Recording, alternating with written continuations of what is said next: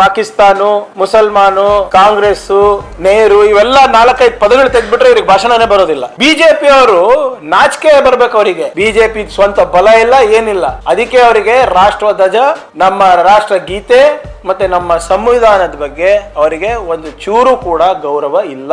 ಅದು ಸದನದಲ್ಲಿ ಕಳೆದ 3 ದಿನದಿಂದ ಎದ್ದು ಕಾಣ್ತಾ ಇದೆ.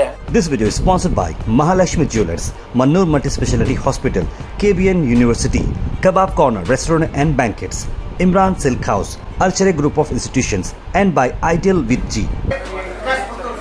ಯಾರು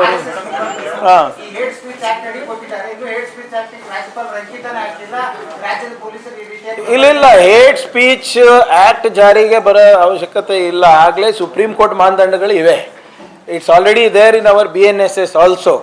ನಾವು ಅದನ್ನ ಹೇಟ್ ಸ್ಪೀಚ್ ಬಿಲ್ನಲ್ಲಿ ಅದನ್ನ ಸ್ಟ್ರೆಂಥನ್ ಮಾಡಿದೀವಿ. ಅದನ್ನೆಲ್ಲ ಅದು ಇನ್ನೂ ಆಗಿಲ್ಲ ನೀವು ಹೇಳ್ದಂಗೆ.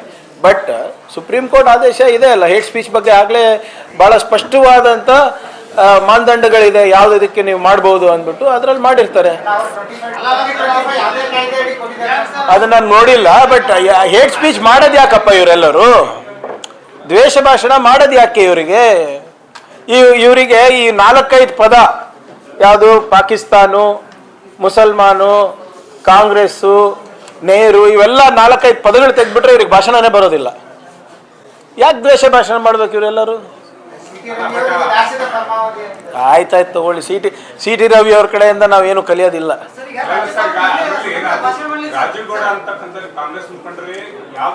ಅಮಾನತ್ ಮಾಡಿದೀವಲ್ಲ ಸರ್. ಆಯ್ತು ರೀ. ರಾಜೀವ್ ಗೌಡ ಇರ್ಬೋದು, ಯಾರು ಅವರೇನು MLA ಅಲ್ಲ. ಅವ್ರಿಗೇನು ಶಿಕ್ಷೆ ಕೊಡಬೇಕು? ನಮ್ಮ ಪಾರ್ಟಿ ನಮ್ಮ ವ್ಯಾಪ್ತಿನಲ್ಲಿ ಏನಿದೆ ಅದು ನಾವು ಮಾಡಿದ್ದೇವೆ.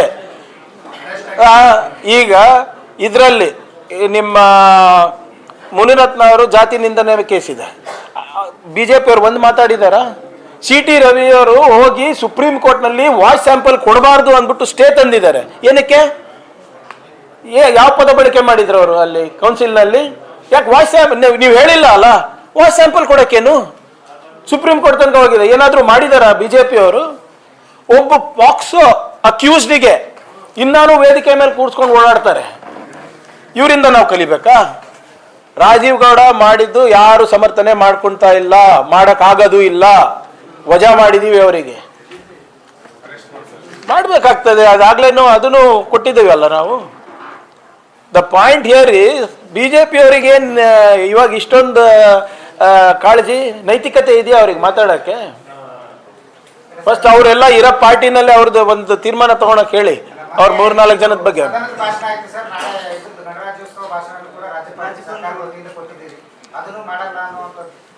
ನೋಡಿ. ಮೊನ್ನೆ ರಾಜ್ಯಪಾಲರ ನಡೆ ಅಸಂವಿಧಾನಿಕ. ಬಹಳ ಕ್ಲಿಯರ್ ಆಗಿ 176 and 163 ಆರ್ಟಿಕಲ್ ವೈಲೇಟ್ ಆಗಿದೆ. ಹಿಂದೆ ಆಯ್ತು, ನಾವು ಕೊಟ್ಟಿರುವಂತ ಭಾಷಣದಲ್ಲಿ ಯಾವ್ದಾದ್ರೂ ನಿಂದನೆ ಇದೆಯಾ? ಕೇಂದ್ರ ಸರ್ಕಾರ ವಿರುದ್ಧ ಏನಾದರೂ ನಾವು ಅವಹೇಳನಕಾರಿ ಪದಗಳನ್ನು ಯೂಸ್ ಮಾಡಿದೀವ? ಅಥವಾ ಕೇಂದ್ರ ಸರ್ಕಾರದ ವಿರುದ್ಧ ನಾವೇನಾದರೂ ಮಾತನಾಡಿದೀವ? ಏನು ಅಂಶಗಳನ್ನ ಮಾನ್ಯ ಮುಖ್ಯಮಂತ್ರಿಗಳು ಪ್ರಧಾನಮಂತ್ರಿ ಮೋದಿ ಅವರಿಗೆ ಹೋಗಿ ಲಿಖಿತ ಮೂಲಕ 1 ಸರಿ ಅಲ್ಲ 3 ಸರಿ ಕೊಟ್ಟಿದ್ದಾರೆ.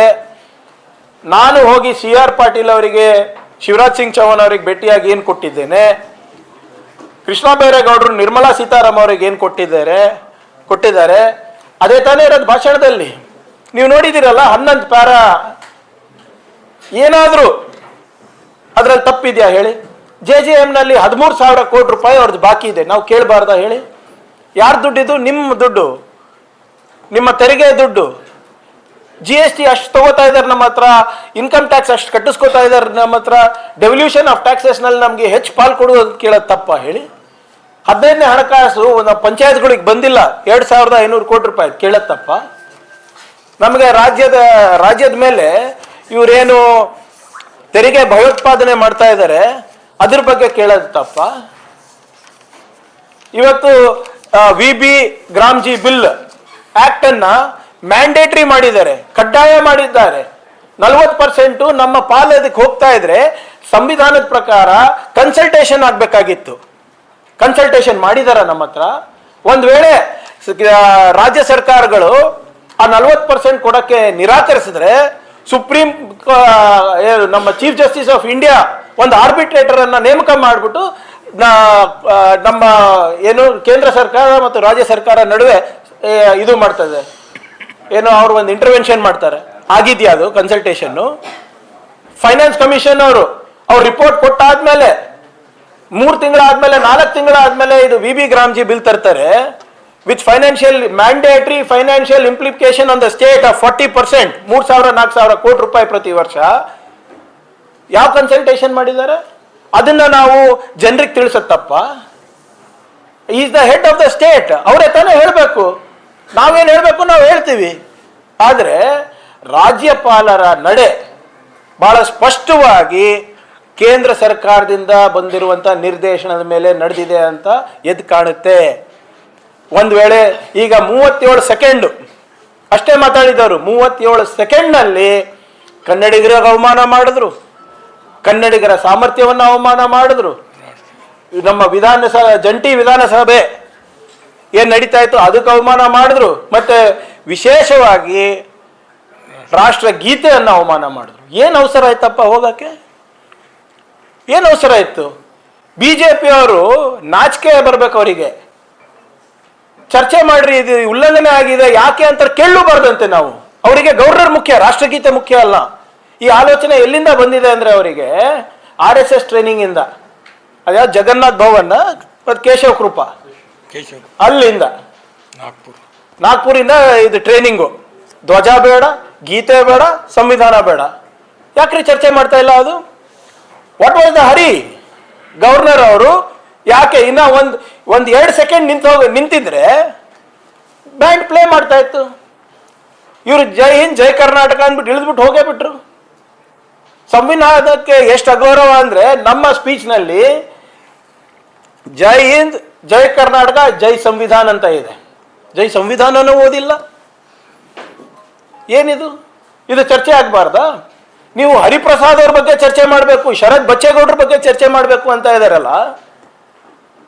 ಫಸ್ಟ್ ಇನ್ಸಿಡೆಂಟ್ ಯಾವ್ದಾಗಿರೋದು? ರಾಜ್ಯಪಾಲರು ಭಾಷಣ ಓದಿಲ್ಲ, ಅದಾದ್ಮೇಲೆ ರಾಷ್ಟ್ರಗೀತೆಗೆ ಅವರು ನಿಂತ್ಕೊಂಡಿಲ್ಲ, ಅದಾದ್ಮೇಲೆ ತಾನೇ ಹರಿಪ್ರಸಾದ್ ಅವರು ಶರತ್ ಅವರೆಲ್ಲ ಬಂದಿದ್ದು. ಅಲ್ಲಿ ತನಕ ಅವ್ರದ್ದಿತ್ತ? ಮಾನ್ಯ ರಾಜ್ಯಪಾಲರು ಭಾಷಣ ಮಾಡಬೇಕಾದ್ರೆ ನೀವು ನೋಡಿ ನಿಮ್ಮ ವಿಡಿಯೋನಲ್ಲಿ ಯಾರಾದ್ರೂ ಒಬ್ಬ ಶಾಸಕನ ಮಾತಾಡಿದ್ನ? ಒಂದನ ನಿಮ್ಗೆ ಧ್ವನಿ ಕೇಳಿಸ್ತಾ? ಇಲ್ಲ.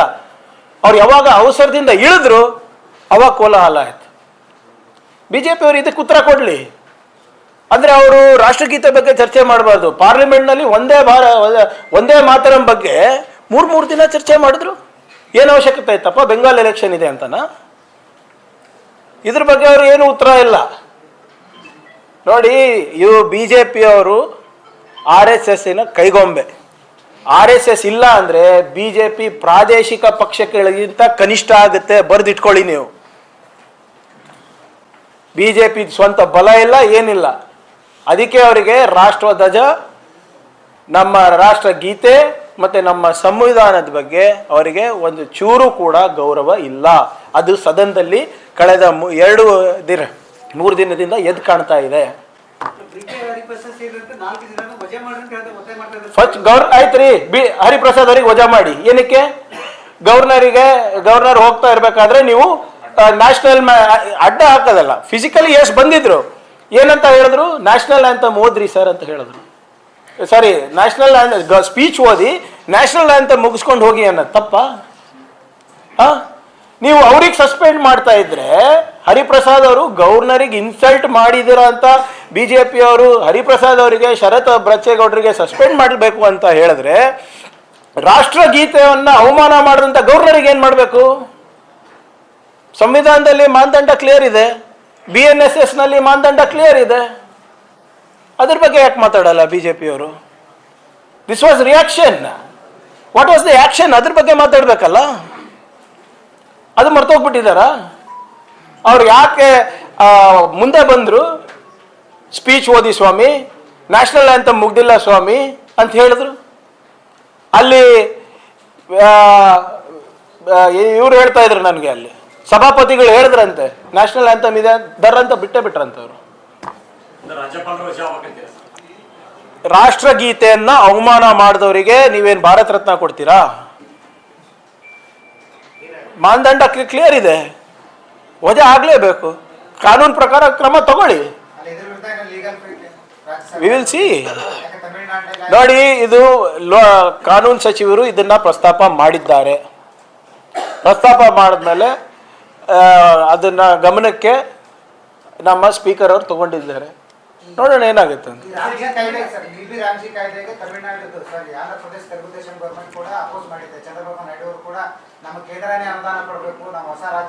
ಮತ್ತೆ ಇದು ಚೆನ್ನಾಗಿದೆ ಅಂತ ಹೇಳ್ತಾರೆ ಬಿಜೆಪಿ ಅವರು. ಅವ್ರ ಸರ್ಕಾರದಲ್ಲಿ ಇದ್ದವರೇ ನಮ್ಗೆ ದುಡ್ಡು ಕೊಡಿ ಅಂತ ಇದ್ದಾರೆ. ನಾವು ಕೇಳಿದ್ರೆ ತಪ್ಪ? ಈಗಾಗಲೇ ಕ್ಯಾಬಿನೆಟ್ ರೆಸಲ್ಯೂಷನ್ ಅನ್ನ ನಾವು ಮಾಡಿದ್ದೇವೆ. ಅದು ಹೊರತುಪಡಿಸಿ ನಾವು ಕಾನೂನಿನ ಸಾಧಕ ಬಾಧಕಗಳು ಕೂಡ ಪರಿಶೀಲನೆ ಮಾಡ್ತಾ ಇದ್ದೇವೆ. AG ಅವರು ಪರಿಶೀಲನೆ ಮಾಡ್ತಾ ಇದ್ದಾರೆ ಇದಕ್ಕೆ. ಈಗ ಅಸೆಂಬ್ಲಿನೂ ಕರೆದಿರೋದು ಇದೇ ಚರ್ಚೆಗೆ. ಜಸ್ಟಿಫೈ ಮಾಡಲಿ, ಯಾಕೆ ಅವರು ಅಲೋಕೇಶನ್ ಕಟ್ ಮಾಡಿದ್ರು, ಯಾಕೆ ಅವರು 100 ದಿನಾನೂ ಕೆಲಸ ಕೊಡ್ಲಿಕ್ಕಾಗಿಲ್ಲ. 100 ದಿನ ಕೆಲಸ ಕೊಡ್ಲಿಕ್ಕೆ ಆಗ್ಲಾರ್ದಂಥ ಸರ್ಕಾರಗಳು ಇವತ್ತು 125 ಹೆಂಗೆ ಕೊಡ್ತಾರೆ ಎಕ್ಸ್ಪ್ಲೈನ್ ಮಾಡಲಿ ಅಲ್ಲಿ.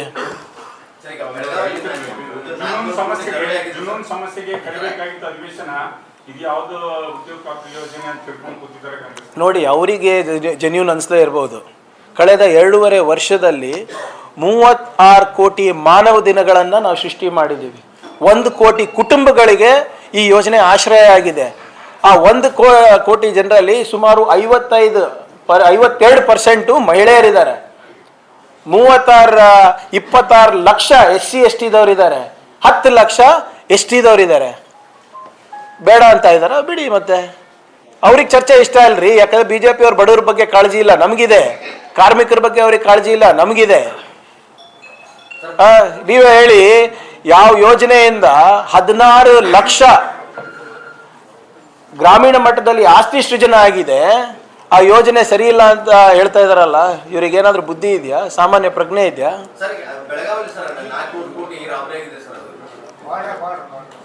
ಯಾವಾಗ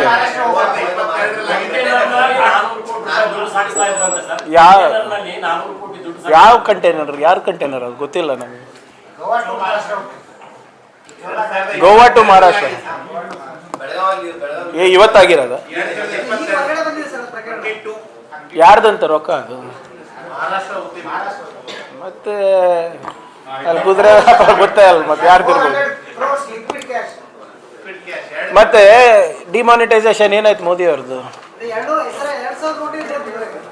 ಅದೇ ರೀ, ಈಗ ಮತ್ತೆ ಡಿಮಾನಿಟೈಸೇಷನ್ ಏನಾಯ್ತು ಮೋದಿ ಅವ್ರದ್ದು? ನಾ ಖಾऊंगा ನಾ ಖಾನೆ दूंगा ಏನಾಯ್ತು?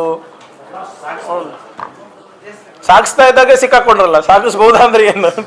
Thank you, sir. Thank you. This video is sponsored by Mahalakshmi Jewelers, Mannur Multi-Speciality Hospital, KBN University, Kebab Corner Restaurant and Banquets, Imran Silk House, Alchere Group of Institutions, and by Ideal with G.